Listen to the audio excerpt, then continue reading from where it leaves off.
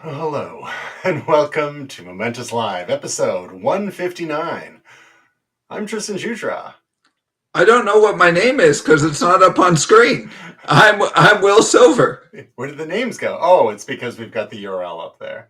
You're Will Uh, Silver. We'll get those names back up on the screen. But okay. speaking of, so when Gray's not here, Taja's not here, we hope to have them back soon. But if you want to learn about them and all the stuff we do here, come check out www.momentous.tv. And there's your name, Will. Oh, nice. Thank you. It's nice to have you back. I hope you had a great holiday. We'll hear maybe a little bit about it a bit later on. Yeah. Sounds like one of your picks. So let's jump into our news today. We're just going to touch briefly on the recent announcements from OpenAI and Google.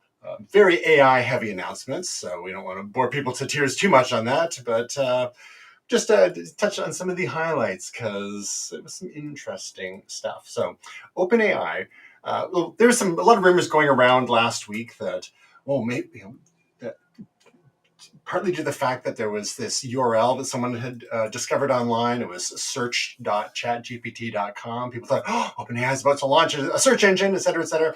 And that's not what they announced today. People knew that there was an announcement coming today, but that's not what they announced today.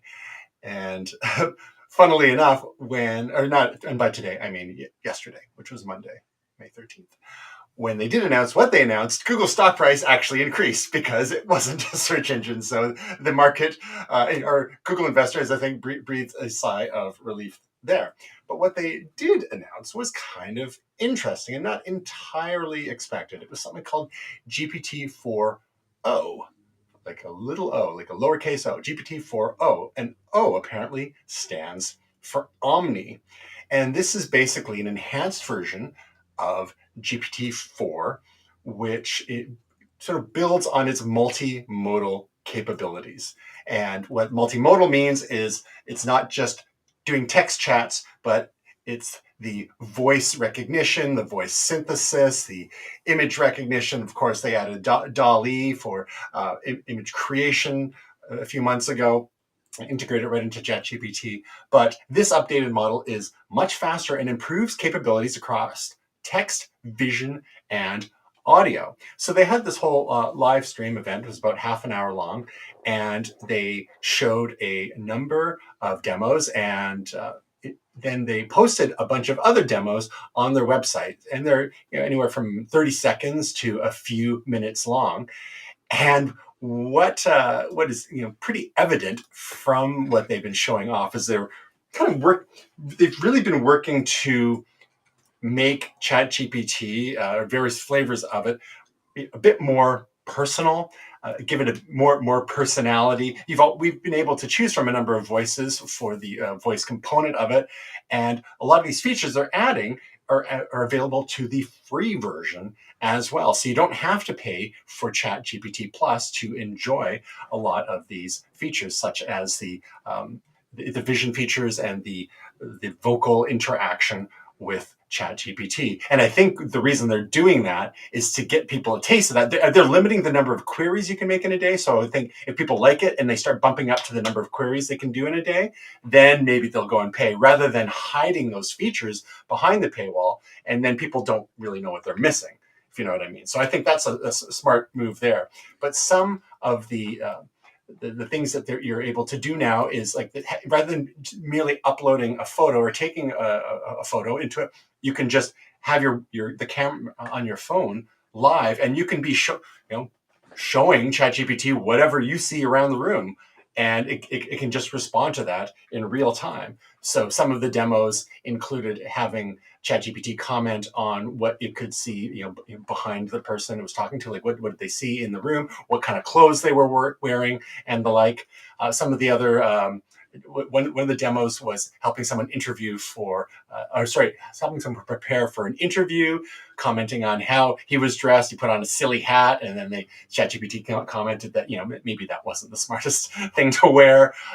It helped adjudicate a game of rock paper scissors between two people, so that involved being able to see what their hands were holding up when they did the rock paper scissors each time, and then judged who won each round, and so on.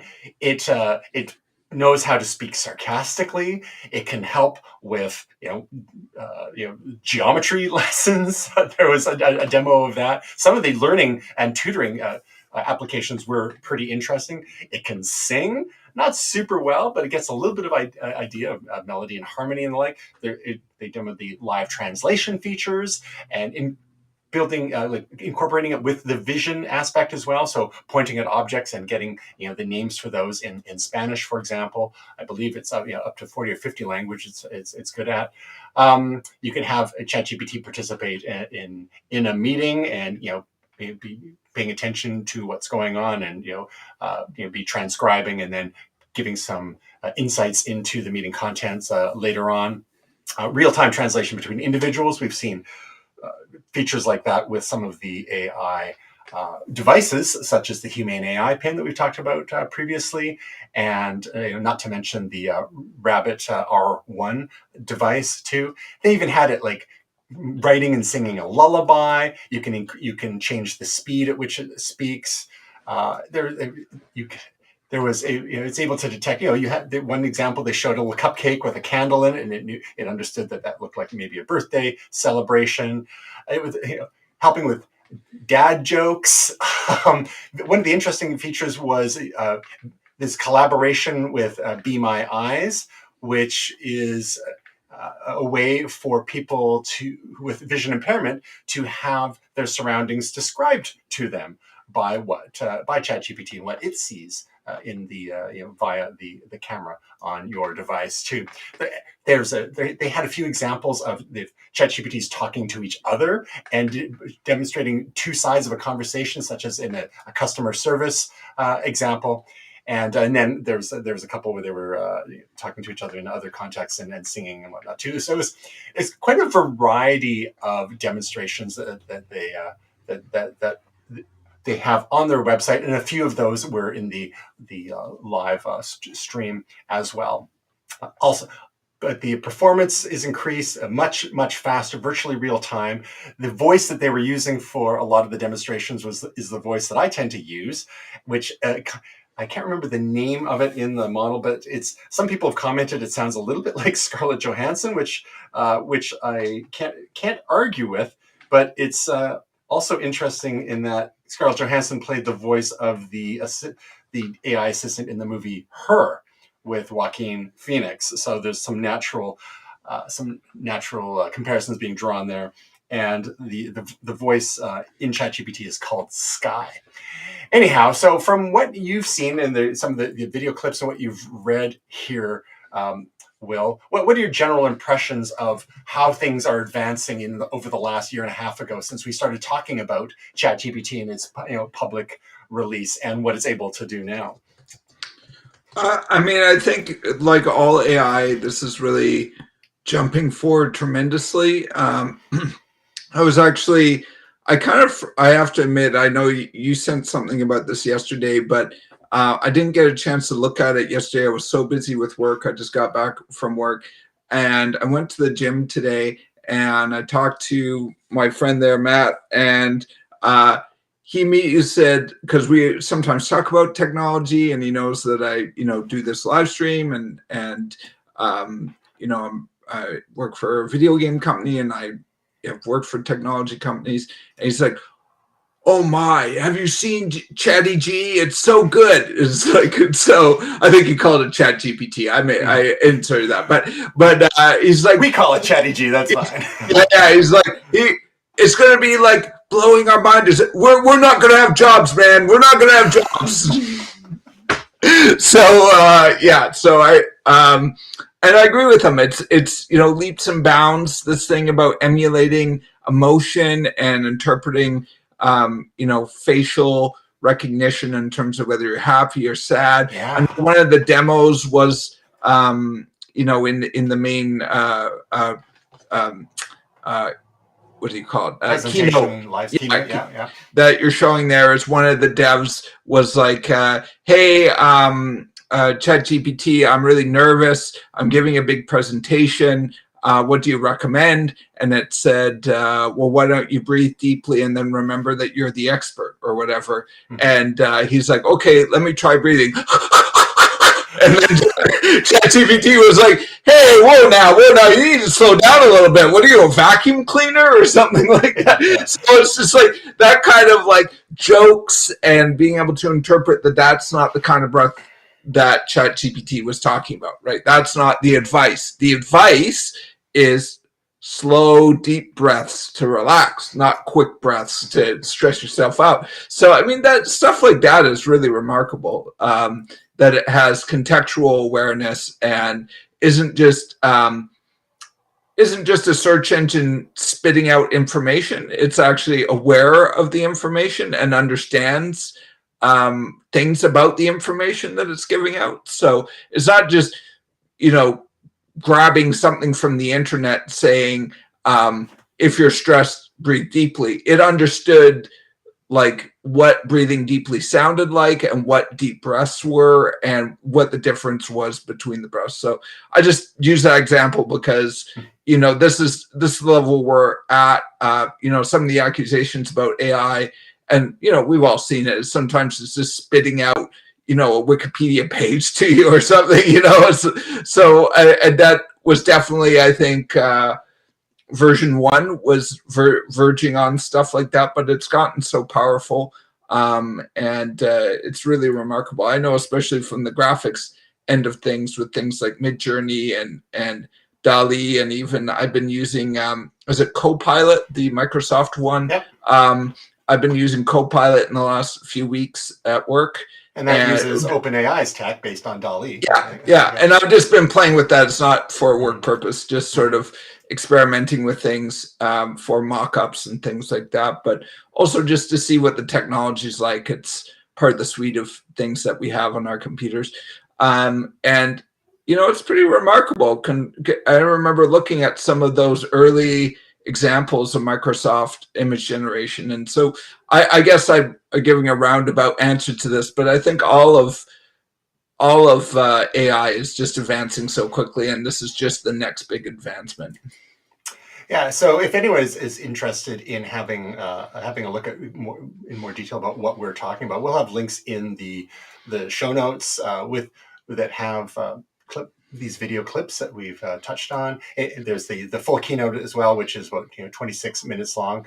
But if you don't want to commit to that, just scrolling through the page on OpenAI's website, where they get into what some of these different types of modalities and just the power of integrating the vision and the voice and, like you said, the context of the conversation, and being able to do things like kind of gauge emotion either based on expression or hyperventilation or what have you. It's getting pretty interesting. So not to be outdone, Google had their annual developers conference going on right now. It's called Google I/O, and they had their keynote, which was, of course, headed up by their CEO, Sundar Pichai. Conversely, the OpenAI keynote, or the OpenAI presentation online, was headed up by their CTO, who is Mira Murati. She's the CTO. Sam Altman, interestingly enough, didn't do that, but they might be saving him for perhaps more significant announcements later. But he was still commenting online and whatnot. And the Google keynote, it was like over 2 hours long. And The Verge, as they do, did a lovely job of chopping it down to about 17 minutes. So we're just going to do a high-level overview of some of the things that were announced. There was a lot of AI, and at the end of the Google keynote, they even had their Google Gemini process the script for the keynote and identify how many times they mentioned the word AI, and it was 120. And then, of course, they once Sundar Pichai said AI again, it upped the count to 121. So they're pretty self-aware that it's all AI all the time with a lot of these tech companies, not just OpenAI and Google, but also Microsoft and what they've been talking about, and Apple's Worldwide Developer Conference coming in June. It's going to be a lot of AI talk. Apple's finally started using that phrase, and not just the words machine learning anymore, as we've seen with their recent iPad and MacBook Air announcements. They've started using the term AI a lot more now. So in the Google AI keynote, we'll speed run through some of these things because there was so much. So we've got some updates to Google Lens. So instead of just previously taking a photo and using it for search purposes, now you can take a little video and provide a bit more context of what it is you're looking for. So maybe it's you're having a problem. In the example, they're having a problem with the turntable, and the full context of the moving images as opposed to a still image helped Google Lens search for an appropriate solution for you. Google Gemini, as we mentioned a couple of minutes ago, that is the name of their assistant, their AI assistant, formerly known as Google Bard. And they showed off a feature whereby you could ask it, what's your license plate number? And it was able to scan through and figure out, triangulate based on other images in this one person's photo library, that pictures of the car and whatnot. They figured, okay, this is your car's license plate number. I'm not sure how many of us have photos of our own car's license plate numbers, but it was just an example of information that you may have captured previously. Maybe it's an address or something, and you would, or someone's business card, anything you might take a picture of. And rather than having to scroll through, I don't know if you've ever done that, you scroll through all your images on your phone looking for that thing you took a picture of to remember. Yeah. Maybe it was like the number of the parking meter where you're trying to pay online, something like that. Just snap a picture. But with this feature in Google Gemini, when you grant it permission to access your photos, it can answer questions about your photos, which is pretty cool. Similar to the OpenAI ChatGPT 4o feature, Google Gemini chatbot can participate in meetings now. They also talked about this thing called Project Astra, and part of this is, again, it's the more multi-modality. You are. I'm just going to mute this here because it's hard to talk and listen at the same time here. And in the demonstration, the person was using the camera, kind of like in the OpenAI demo, and asking questions of the Google Gemini assistant about things it could see. And then it was pointing, the user had drawn an arrow on the screen. So it's the question the person asked, show me something, tell me something in this room that can make sound. The Google identified the speaker, and then they drew an arrow to the tweeter and said, what's this thing called? And Google, the Google Assistant figured it out. So that's pretty cool. A lot of the enhanced multimodality features that Google was showing off are actually due this summer. I think Google was also they're being careful, because there was some very impressive demos back in December that it turns out they were a little bit abbreviated. Some people accuse them of fakery. So they kind of embellished some of the features they showed off back then. And it seems like things have gotten a lot better, but I think they're still undergoing some testing. And like I said, a lot of these things won't actually come out until the summer. They have this other project called Veo, which is similar to OpenAI's Sora for creating videos, and they showed some examples of that. It was pretty cool. Custom chatbot creation, sort of like custom GPTs. There was something wrong with that horse, though, I have to say. Oh, yeah, of course. I mean, this is, but the fact that this is completely synthesized imagery is wild. There's a collaboration with Donald Glover. They're talking about the use of tools like this for storyboarding and ideation and creativity.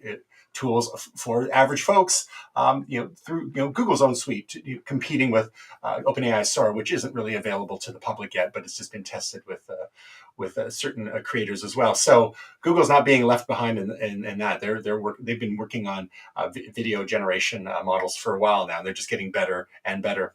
So similar to OpenAI's custom chatbots called custom GPTs, Google has something called Google Gems. So again, they're going with this whole theme. They've got Google Gemini, Google Gemma, the open source version, and now Google Gems for their custom chatbots. So it just goes on and on. Google Search is becoming more AI, getting more AI features, all stemming from Google Search Generative Experience that Tej and I have talked about on AI Name the Show before. Android is getting some scam detection tools powered by AI and more smarter AI tools built in with the assistant. Google Chrome is getting an AI assistant. Google's upgrading its Synth ID AI watermarking. That's one issue that a lot of these image generation tools have started to work in for content provenance and being able to trace deep fakes and all that sort of stuff. That we've got some watermarking going in there and helping people identify AI generated images. And so there's a whole lot in that. Like I said, it was an hour and 52 minutes was the length of the entire demo.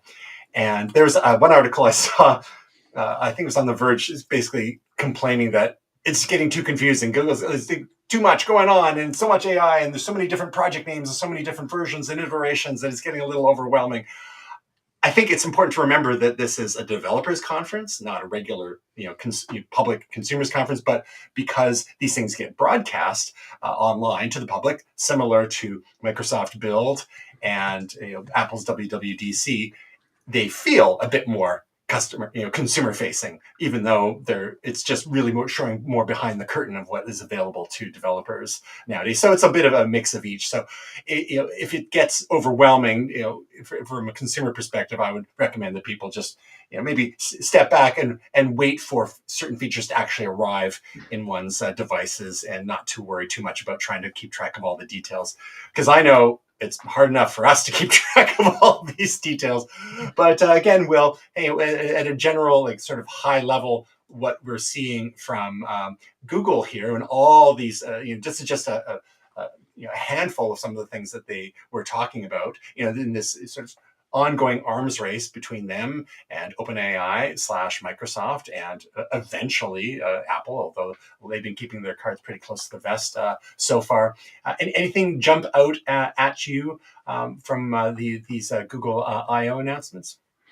Well, as you know, I'm an appreciator of video, and that's one thing that I've been interested in about all of this is the video aspect.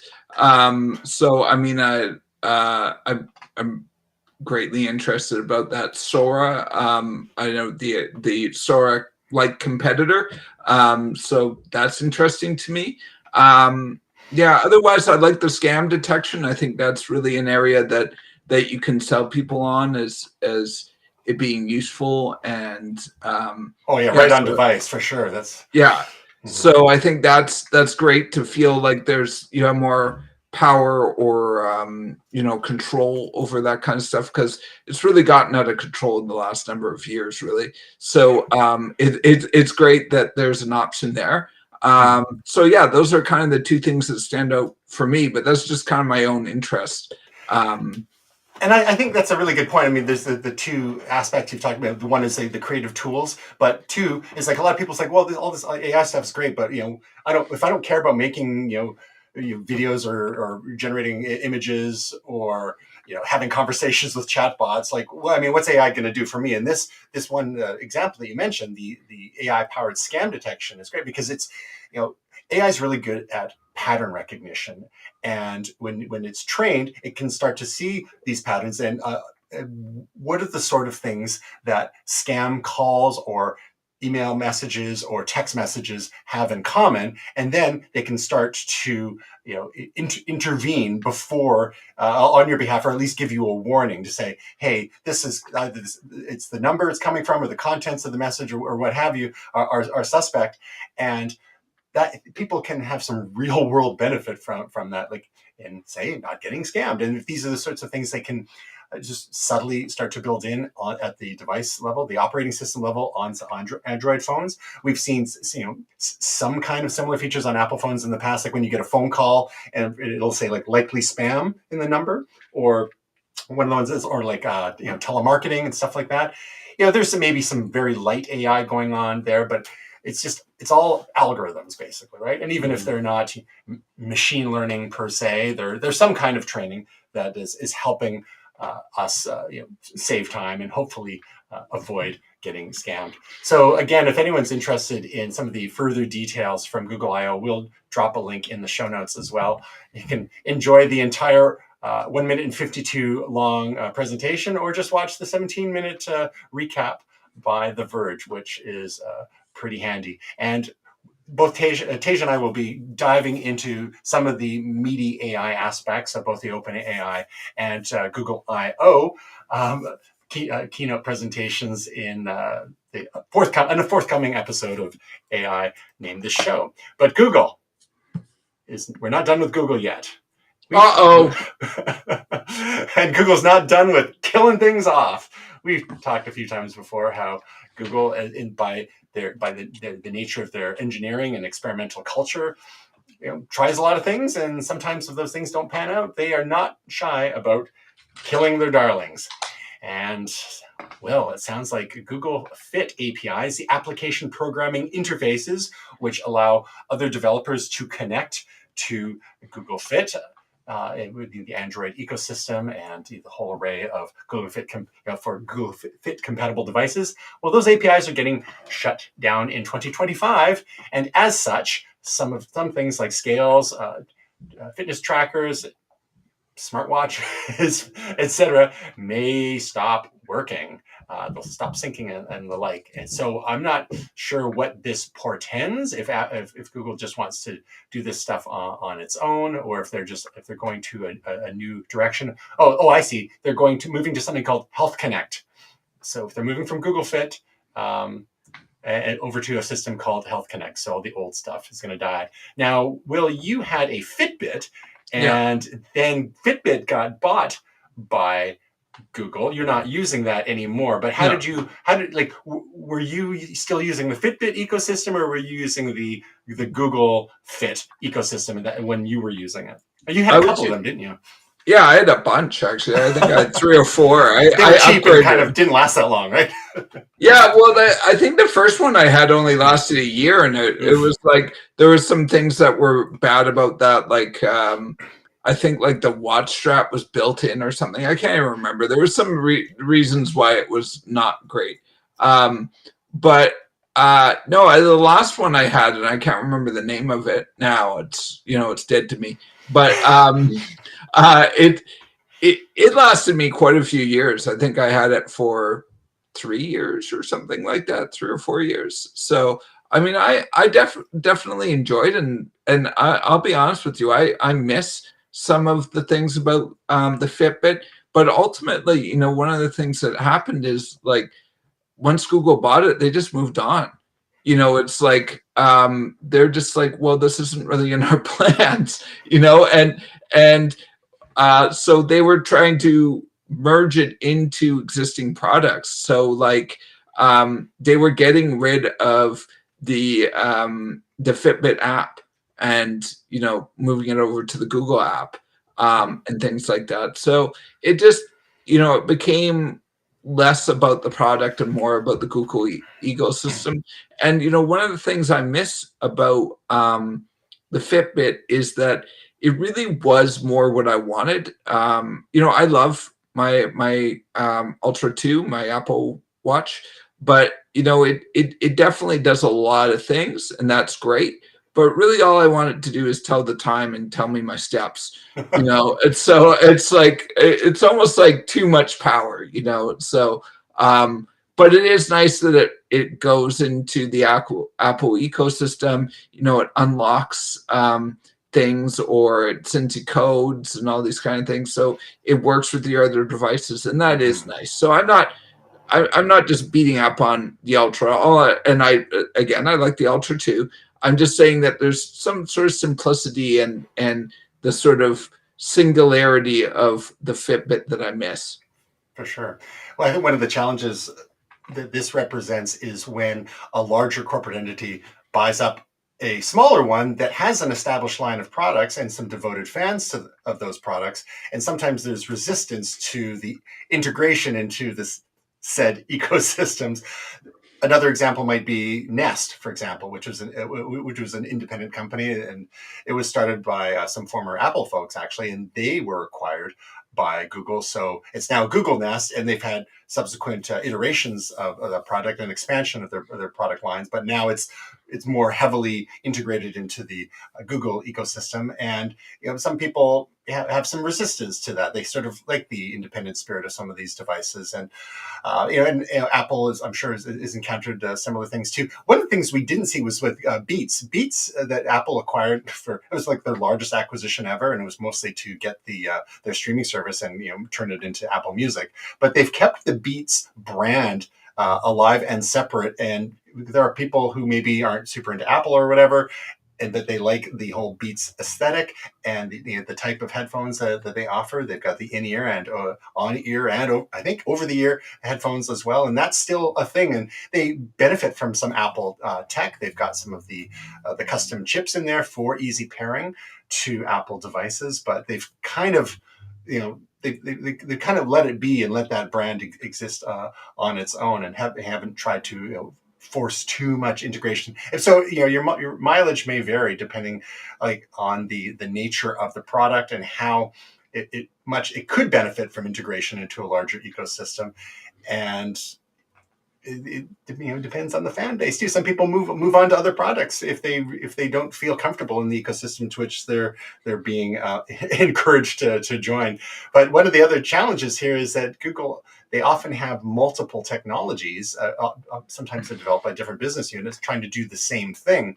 A classic example is Google's AI strategy. They had Google Brain, and then they had another company. A company they had acquired called Google DeepMind, and those were both AI research labs, basically, and they eventually had to merge them together. That's one of the stories behind the name Google Gemini for their rebranded search assistant, the Gemini being the twins, right? And there are many examples of sort of competing in internal projects, and this is common for a lot of large companies. Sometimes they have A team and B team seeing who can do a better job, and then ending up going with whoever does the best job, and they kind of take over. And some people leave because they get frustrated because they weren't on the winning team or whatever.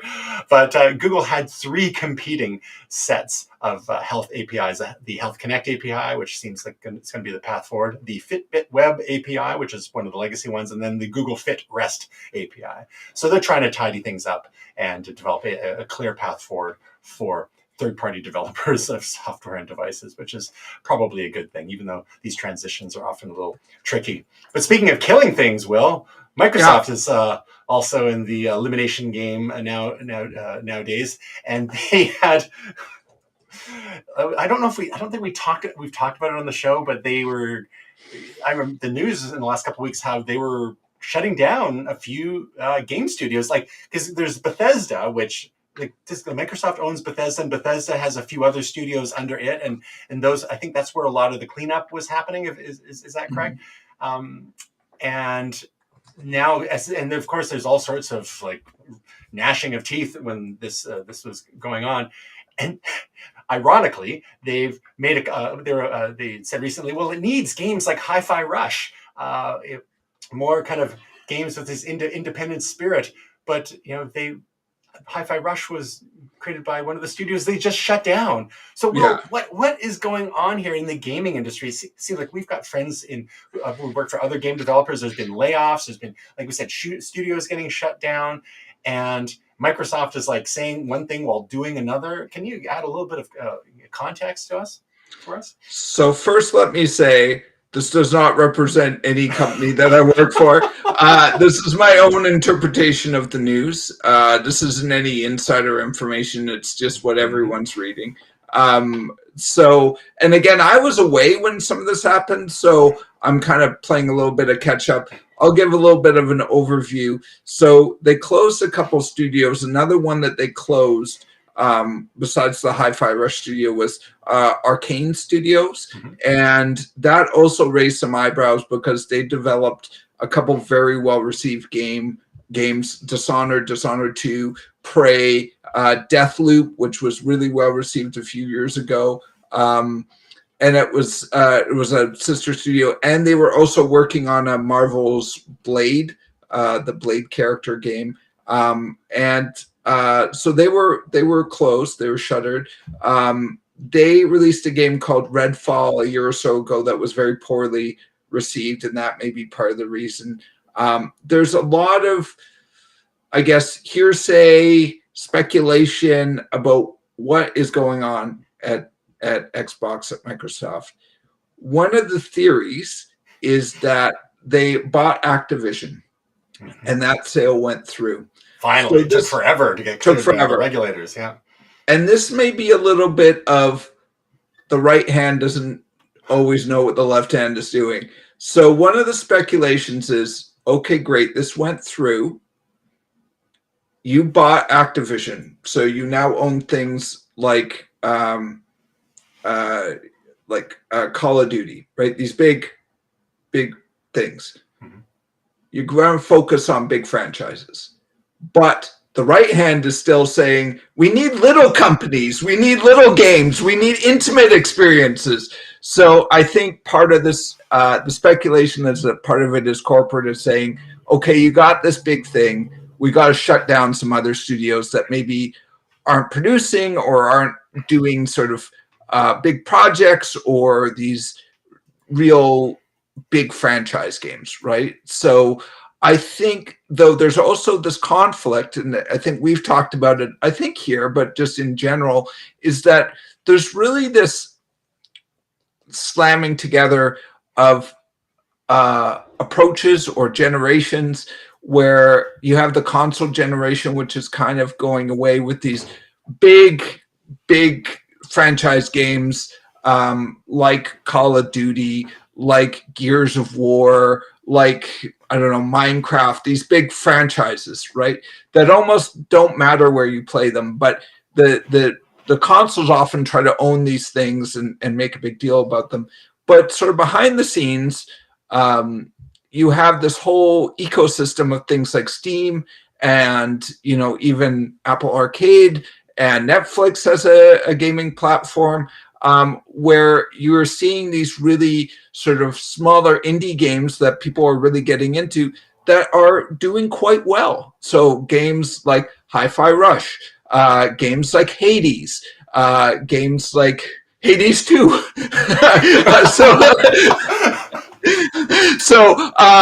Cult of the Lamb, Dwarf Fortress. I could mention a bunch of ones that aren't done by big studios, right? So these are smaller developers, and actually on Steam, you can have one guy creating something. Baltro, which is a game that just came out a month or so ago, was a huge success. I believe in one of the articles we'll probably post it. It talks about how Baltro made, I think, like $1 million in a few days or something like that. I mean, it was all the sort of everyone's like, "Have you played Baltro? Have you played Baltro?" So you know, it's definitely this conflict of strategies. Where do you go for the big home run? $1 billion Call of Duty franchise, or do you create intimate experiences like Hi-Fi Rush or Baltro or Cult of the Lamb or Don't Starve? And do you create these kind of very finely crafted games that aren't churned out every year, that take 7 or 8 years in development to do? So yeah, that's that. I mean, not that Call of Duty doesn't take years to develop, but they're building on it. It's almost sort of like a Porsche. You know, they iterate every year and they're constantly making a new one. So yeah, I think that's part of this too, is that like I'm kind of saying, the right hand is saying, no, we need to make these more quality games that are intimate and all this kind of stuff and are creative. But the other hand is like, no, we spent a ton of money churn out the franchises. So, so I think that's where you're getting a schizophrenic strategy. I think that's the real problem is you're buying Activision, but yet you're talking about Hi-Fi Rush is where you want to move forward. Well, those two things don't go together. And I think that's what kills people is that you literally said we need more games like Hi-Fi Rush, but then you killed the studio because you want to move away from smaller studios that create games like Hi-Fi Rush. So what is it that you want to do? Do you want to buy Activision, or do you want to support studios like Arcane, or sorry, I forget the name of that. It's the greater Bethesda, but there's a smaller studio in Japan, and I can't remember the name that did Hi-Fi Rush. Oh, the Tango Works, is that it? Tango Works, yeah. So make up your mind. I mean, that's the problem. They should be able to walk and chew gum at the same time, right? But it's just, do the actions match the words? And that's sort of the disconnect here. And then there's a couple of the things going on. Like one of the conditions of the Activision acquisition was that they had to commit to making some of the big Activision titles, continuing to make them cross-platform and available for other platforms like the PlayStation 5. That was the whole the fear is that once Microsoft was to buy Activision, that they would make more of the big titles Xbox exclusive, which to try and convince people to buy Xboxes. But there's less and less difference between the two main platforms. I mean, Nintendo's has always done their own thing, but Sony and Microsoft with the PlayStation and the Xbox, they're both on Intel platform now. There's increasingly little difference between the hardware as going forward. So the software is really the differentiator. So for Microsoft to acquire Activision, and because of all the antitrust concerns, not be able to make those games platform exclusive, then I guess they got to really double down and sell as many copies to PlayStation gamers as well. So there's interesting economics considerations going on too. Well, that's also part of the concern for people who subscribe to the Xbox platform of Game Pass. Is it Game Pass? Yeah, Game Pass is. What's the differentiator here? Because if these are all cross-platform, then you're killing games like Hi-Fi Rush and Redfall. Not that anyone liked Redfall. Maybe there's a few fans out there, but you're killing games like that or killing studios that make games like that. So you're basically saying, well, why am I subscribing to Game Pass? And I think the other thing is that we are seeing, in my opinion, again, doesn't reflect my employer or anyone else. This is just my opinion as someone who's played games my whole life since the Atari 2600 in the early 80s, dating myself, is that we're kind of seeing maybe a bit of the end of the console era, and we're talking about franchises, but also places where you go get them. Not so much as a thing that you play it on, but a place that you go to download it on whatever platform you're using.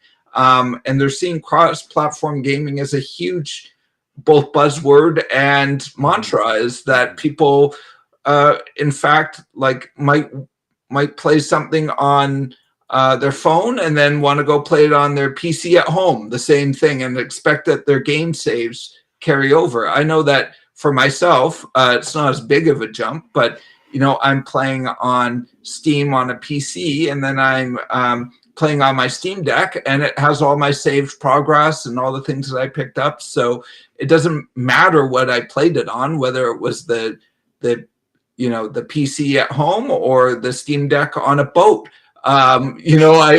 Those things are going to carry over. So and I can play multiplayer if I have Wi-Fi with other people on both of those things. So it's not important whether I'm Sega Genesis or Super Nintendo. It's what game are you playing, not what system do you own. So I think this is where we're seeing the final grasps of trying to hold on to the Xbox ecosystem or the PlayStation ecosystem or the Nintendo ecosystem. That's just my opinion. I could be totally wrong. Well, in that vein, maybe the console era isn't quite over yet, because Nintendo, in a kind of a strange move, they have pre-announced a Switch 2 announcement. The most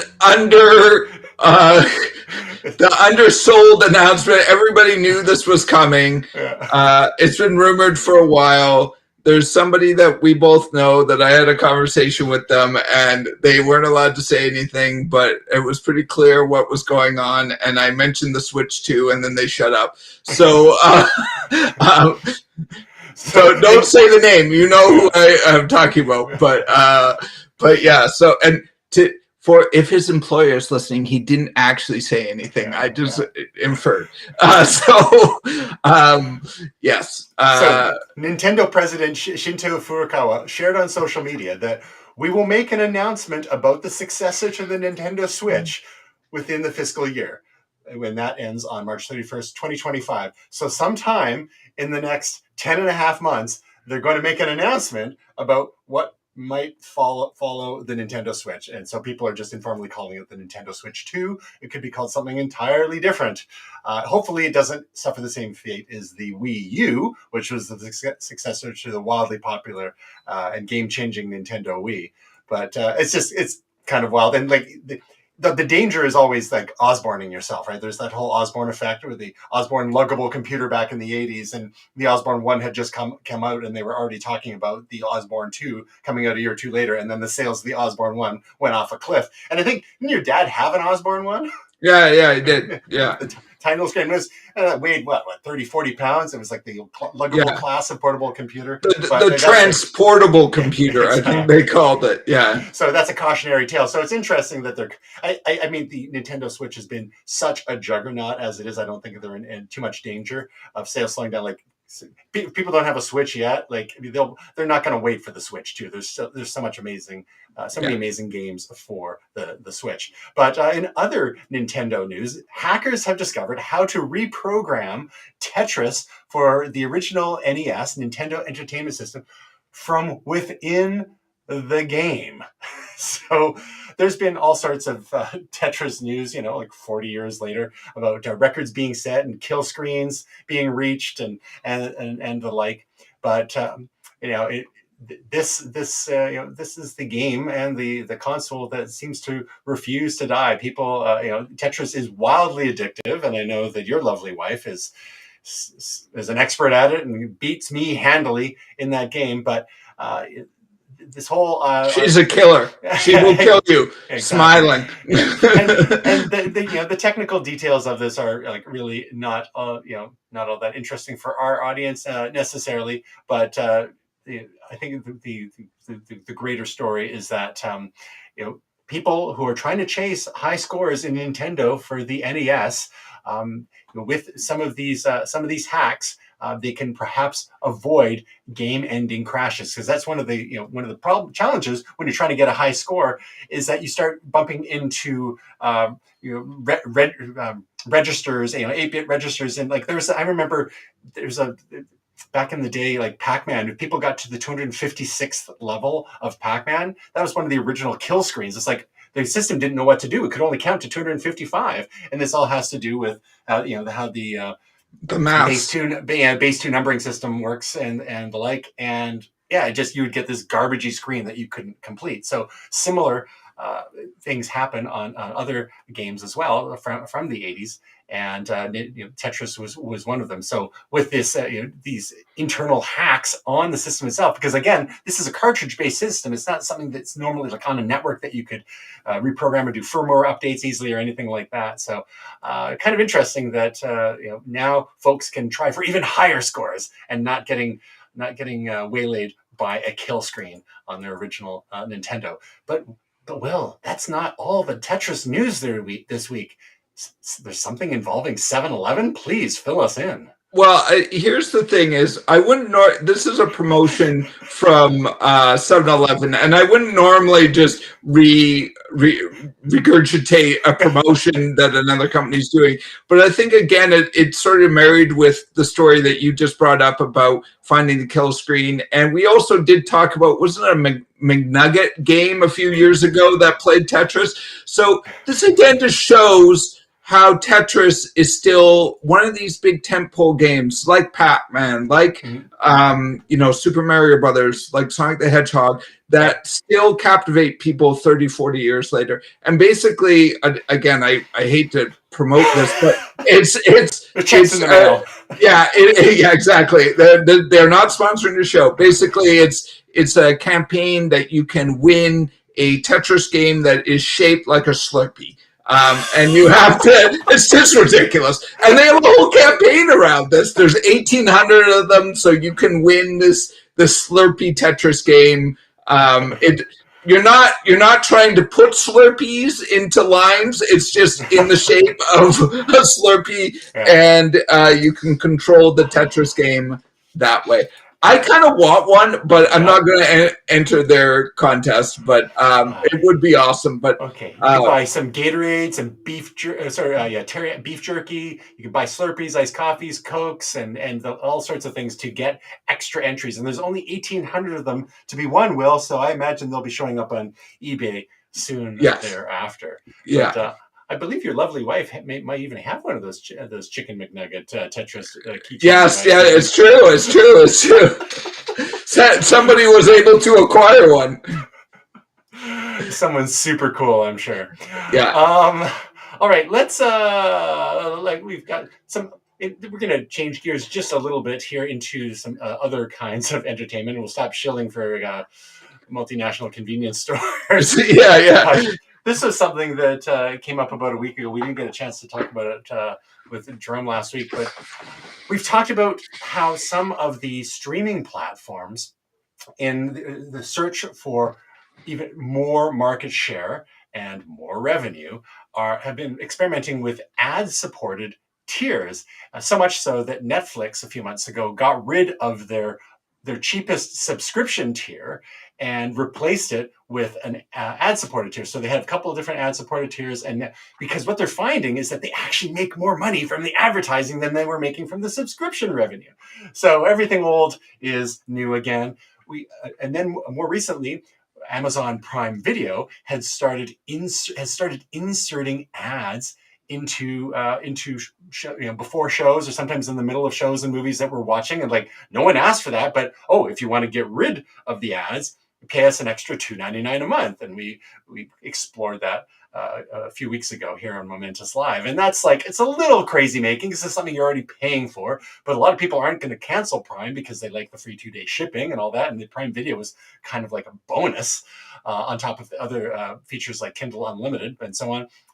But Prime is taking it one level further, and I have to admit, I think this is slightly less objectionable. But what they're doing now is that when you hit pause on a certain shows on Prime, you're going to see some on-screen ads. So while things are on pause, so in lieu of just a static image of what you're watching or some other kind of this is some other sort of content. This is kind of going to be like a screensaver, except it'll be ads. Subscribers will be pushed into a shop a sliding lineup of products during ad breaks. During shows and movies, the ad automatically pauses so the customers can browse and automatically resumes play when the ad interaction has stopped. And then, of course, you can get back to watching your regularly scheduled programming. So another creative way to try to just squeeze every single dollar out of Prime subscribers who are already paying for that and already suffering ads. Unless they're paying extra, now we can have some ads when you hit pause. Does this make you more or less interested in subscribing to Amazon Prime, Will? So this is all crazy making, all of this, because part of it was, and I'm just going to admit, I do both. I didn't cut the cord. I still have television. I have multiple streaming services. Cord stackers. This is part of what people who cut the cord were like, well, I'm paying so much more. I'll just buy this one service and there's no ads. It's is slowly just becoming television, but worse, because they could never get the money out. They could never figure out how to actually make it profitable and work. So they're all trying to rethink this because it's just not working. They're spending so much on production. Yeah, and now what we have is we all have 5 streaming services, and now we're paying for ads. So it's worse than when we started, and the prices are going up. And the prices are going up. So they've screwed all of us. So thank you, cord cutters. We could have just been stuck with television, but no. Bring back the cable bundles. Bring back the cable bundles. Screw all these services. And like I said, I'm saying this, I have Netflix and Apple Plus and all these things. So I'm not just an old man yelling at cloud and has my cable TV. I have all of it. So, I mean, like, it just makes me angry because most people don't have one streaming service. They have 2 or 3. And I've said this before, if you're a football fan like me and you want to watch your team play in all competitions in the Premier League, you need 3 streaming services. It's ridiculous. Oh, my God. Yeah, so I guess the argument might be, okay, would you rather put up with these extra few ads here and there, or would you rather pay even more? Because they're trying to justify all the billions of dollars that they've all spent on production of original movies and TV series and the like, and the money's got to come from somewhere. Similar to what, Will, you and I have seen in movie theaters. It seems like the ad load before the trailers has been increasing over time. It's not unusual to see, the 8 or 10 ads before you get to the trailers. And then, there's like I'm sure the advertisers who are paying a premium get one extra ad after the trailers before the movie starts. Because, some people, they think they're smart. It's like, okay, I'm going to show up to a movie 10 minutes late because I don't care about the ads. I'd kind of like to see the trailers. And then they squeeze one more ad in there just after the trailers, before the movie starts. Well, they're also selling toys and merch and all this kind of stuff. So, and that's the other thing, like a lot of companies that slowly stop making money off of something have to diversify and become other things. Have you gone to a GameStop recently? Like, it's half games and half merch. It's so, I mean, movies are going the same way. It's like, it's cheap to sell a few Funko Pops and a stuffy of a hamster eating popcorn. And it's a question of whether we think that it's worth it to keep the ticket prices down. Like, because to be fair, like, ticket prices, like, they have been increasing on the high end, like with things like IMAX and VIP and all that. But the entry level prices, especially on Tuesdays, are still good deals. Have been reasonably stable for quite a while now. And if it weren't for all the advertising they're selling before the movies, like, I'm sure those prices would go up even higher. So again, it's one of the things, you pay with your money or you pay with your time. And so maybe you show up for the movie a little bit late if you don't want to see Toyota ads and whatnot. But now, we don't have the ability to pause movies in the theaters, so we're not going to be subject to these sorts of ads. Honestly, if you pause your Prime Video TV show or movie and there's some ads while it's paused, I don't have a huge problem with that. You can always, if it's a video ad, you could always mute it or something, because you're pausing it because you're going off to do something else anyway. Yeah, and like you say, this is the least offensive, but I definitely think like pre-roll ads on something that you're already paying for, and what's it called? And forgive me for using possibly a minor swear, but the enshittification of things. This is basically enshittification. It's like you were sold on a certain service, and one of the benefits was no ads, and now you're putting ads and things because your business model was actually broken, and that's your fault. You spent too much money on original productions. Yeah. Well, speaking of original productions, Marvel Studios and ILM, which was the special effects division of Lucasfilm originally, ILM Immersive, they have announced What If, an immersive story coming exclusively to Apple Vision Pro. So there's been a couple of seasons of What If on Disney Plus, and which is the the animated riffs on the comic book series that some of us read back in the day, and it's been kind of interesting, and they've kind of tying it into the multiverse aspect of the Marvel Cinematic Universe. But we're finally starting to see stories of some unique immersive experiences coming to the Apple Vision Pro. The Apple Vision Pro launched a couple of months ago to great fanfare. $3,500. What are you getting for that? Well, for some folks, it's basically a fancy movie theater on your face until such point as more interesting types of applications are developed. And we'll probably learn more about that at WWDC, Apple's developer conference in June. So it's basically in a developer unit, because most normal people aren't going to spend $3,500 US for a device like that. I mean, the spatial computing features are pretty cool. We talked about those as well. So, Will, what is your interest level in something like this, given you being a longtime Disney and Marvel fan and have experienced some real life immersive interactive experiences yourself? What are your sort of general thoughts on bringing that kind of immersiveness to VR or virtual reality, whatever you want to call it, for Apple Vision Pro users? Do you think this is a step in the right direction? I mean, I think this is interesting and it's worth exploring, and it's great that they're coming up with stuff for the Apple Vision Pro. This kind of reminds me a lot of like early, almost like CD-ROM stuff, where it was like trying to sell it with your remote control. Yeah, exactly. And it just kind of feels like, and even VR has been doing this for the last number of years. I kind of feel like, yes, this is worthwhile. Yes, it's just, something for people to do with an Apple Vision Pro. But the other thing is, where's the killer app? We need to find out what this thing does well, and that's going to take time. This isn't it, but this is like just another fun thing that it does. That's cool. It's like riding a roller coaster on a VR headset, I guess. It's like, it's just something to do. It's a game. It's an application. So yeah, it's fun, but I don't think this is a killer app by any means. And it's just, it's nice to see that they're starting to do some stuff, but we'll probably forget about this 5 years from now. So according to the press release from Marvel, they say, quote, utilizing the revolutionary spatial computing capabilities of Apple Vision Pro, what if an immersive story will deliver a technologically advanced and engaging experience to fans? Virtual reality as they live out their narrative adventure, interacting with the world around them by using their eyes and hands.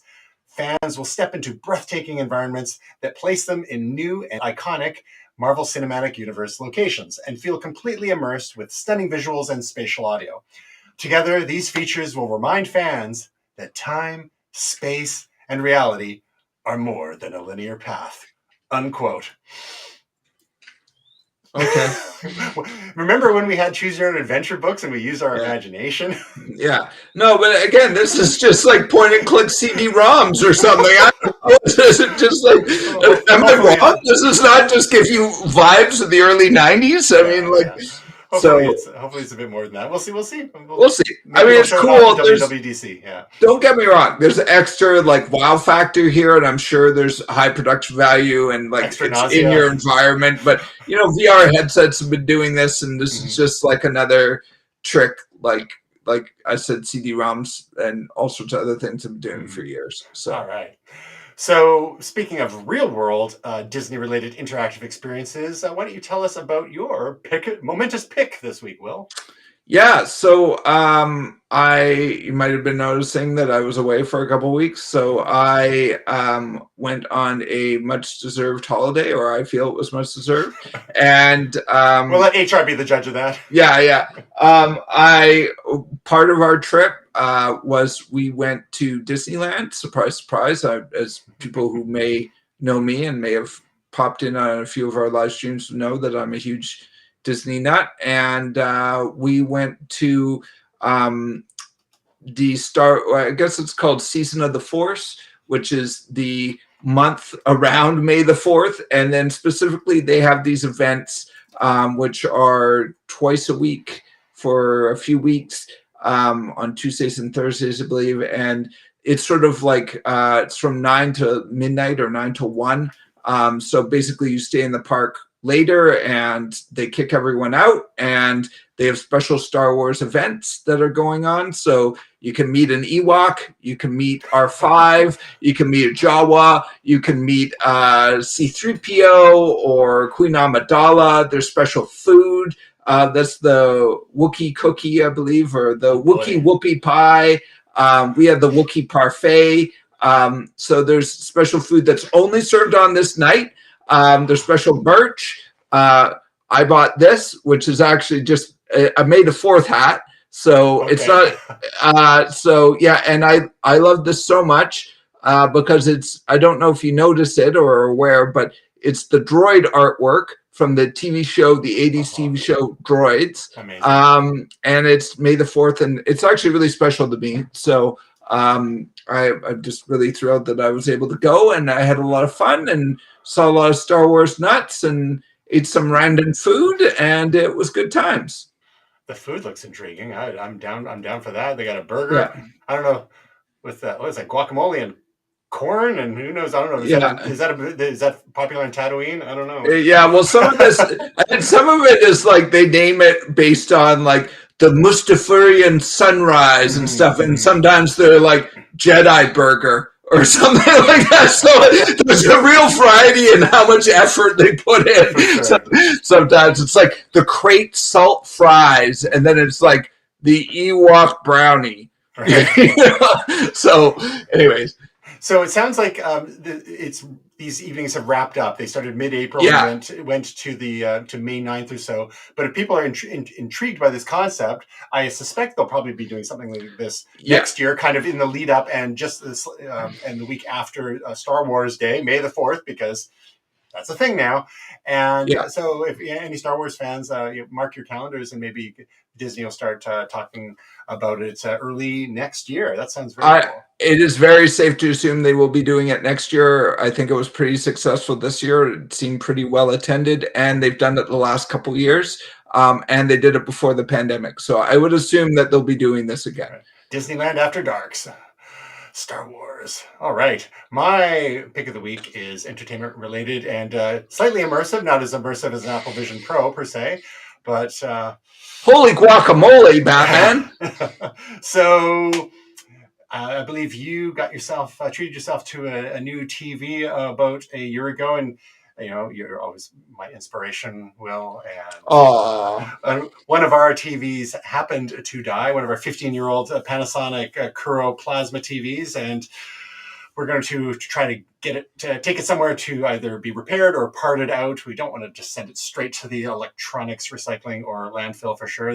Remember, smash it with a hammer in your backyard. Exactly. It's big enough we could probably use it as a raft and sail down the river or something. But we always like to repair or reuse before you get to the recycle. But for treating ourselves, we brought our downstairs TV upstairs to replace the dead unit, and after years and years of research and deliberation, we finally picked up a 65-inch LG OLED C3 4K TV. It's a smart TV, but we don't use the smart TV features because, as we tell everyone, you get a smart TV box like an Apple TV or a Chromecast or something outside, because if you're like us, you want to be able to use a TV for years and years and years, and the software gets a bit stale and less useful as time goes on. So it's nice having an external box for $100 or $200 that you could, or sometimes even less, that you can swap out as time goes on, and supports the latest apps and the like. But this is our very first OLED TV, or organic light emitting diode powered TV, and we had, most our TVs or other TVs are all plasmas, and especially the Pioneer Kuro plasmas were noted for their color fidelity and their deep black levels. Not so much brightness, and that's fine because we don't watch a ton of TV during the day. But that was one of the things in showrooms, LCD TVs and LED backlit LCD TVs and QLED and all that. They're always very, very bright, and sometimes they would outshine the plasmas on the showroom floor. Do you remember when LEDs were like 40 grand for like a 10-inch screen or something like that? Yeah, so OLEDs have really, really come down in price over the years. So this was a little bit of a sponge. Got paid much less than what we're seeing on the screen here. Got a deal from Canada Computers on Grandview Highway in Vancouver, and it was a certain price on their website, and we got it for even less than that. I think Nice. they were advertising it, I think, on their website for like $21.99 or something, and like the list price is $26.99. On the LG website, they're saying $23.99. We got it for $19.49. The Ooh. challenge, however, was getting it in our car. And I was with one of my dear sisters who was convalescing at our place after surgery. She was with us for a few days, and she was game. She wanted to get out of the house, and she wasn't involved in carrying or anything. We've got some fellows from the store to help get it into the back of our car, and it would fit width-wise, but it was the length that was the issue, and it would have been hanging out the back of our little 2016 Kia Soul EV. So we pushed our seats way up to the front, and then we had to tilt them forward. And then after a block, I realized this was not a safe way to drive. So we pulled over, we took the headrests off of the seats, and then rested the TV box on the top of the headrest, and we were able to put our seats back a little bit. And all this was in effort to get the rear hatch closed, of course, but it was much safer having just that few extra inches to drive home with. I thought you were going to say that she helped you lift it into the car, and then she was like, "Ow, my stitches!" Exactly. No, we may be jutras, but we did think that through a little bit. So the panel itself, it's so much lighter than the 60-inch plasma. It's replacing it the same visual footprint, except it doesn't have the wide bezels, so it's just all screen, as you know, like unimaginably thin. But as you know, with your OLED, well, like the colors are amazing. The blacks are so black. Like when you see, if you're ever watching ultra widescreen movies, and if it has black bars still, on a lot of other TVs, those black bars look kind of dark gray, but on these OLEDs, they are inky black. It is crazy. So we've really been enjoying it so far. We had to tweak a lot of the settings because I don't know why they do that. Some of the TV makers have the garbage motion smoothing on and everything, stuff like that, to make things look like soap opera. It's just like, what are you doing? Anyhow, good for sports and for gaming, I get it, but for watching like movies, you got to turn that crap off. So it took a little while to really dial in the settings, but it is wonderful and no looking back. Loved our plasmas, or the one that replaced, but this is definitely a step up. So we've been watching 4K Blu-rays, some of our own and some we borrowed from others. One of the first movies we watched right away was The Batman, which looks amazing because it's very dark, very wet, very moody.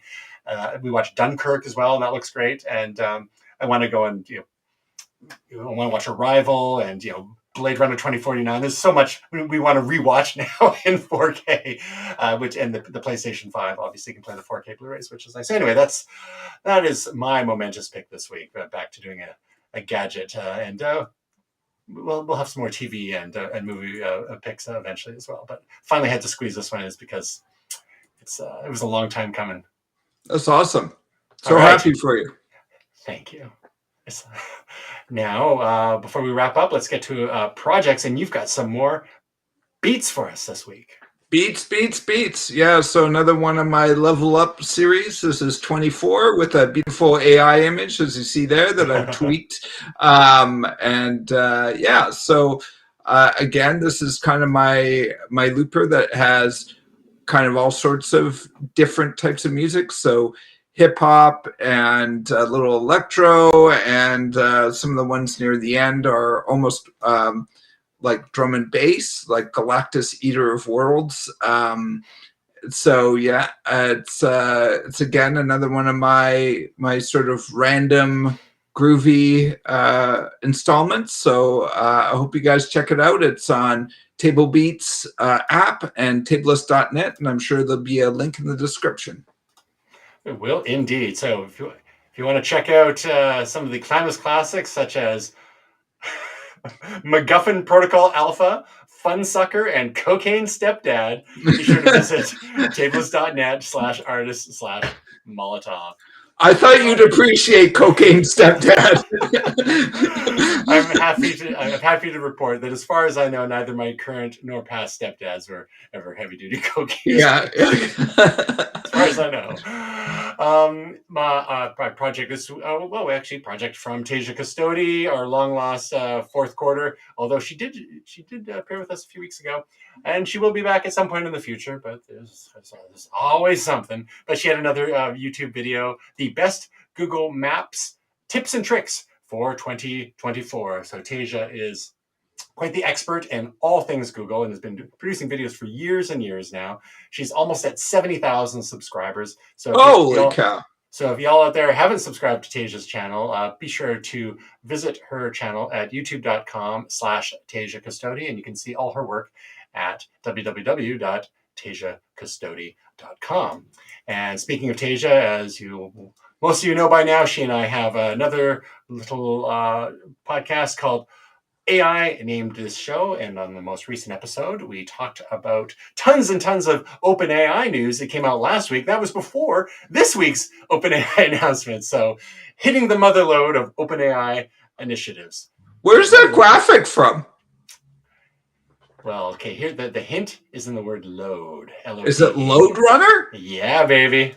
That's so I'm sure just like some of the one of the most satisfying parts of doing your beats is the artwork and the naming for when we're doing our shows. It's like finding the right imagery and the titling and kind of tying it all together in a way that, finding those deep cuts that only the nerdiest of nerds will be able to figure out. That is a deep cut, my friend. Yeah.